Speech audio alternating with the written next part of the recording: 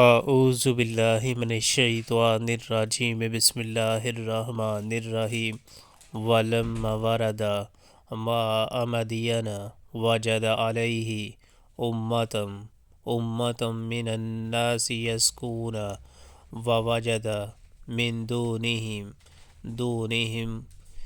دونہم ممرأتین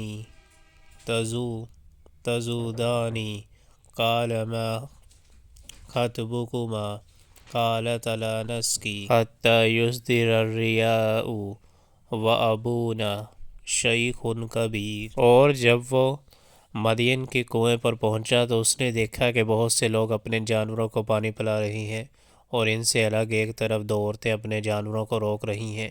موسیٰ علیہ السلام نے ان عورتوں سے پوچھا تمہیں کیا پریشانی ہے؟ انہوں نے کہا ہم اپنے جانوروں کو پانی نہیں پلا سکتی جب تک کہ یہ چرواہے اپنے جانور نکال کر نہ لے جائیں، اور ہمارے والد ایک بہت بوڑھے آدمی ہیں۔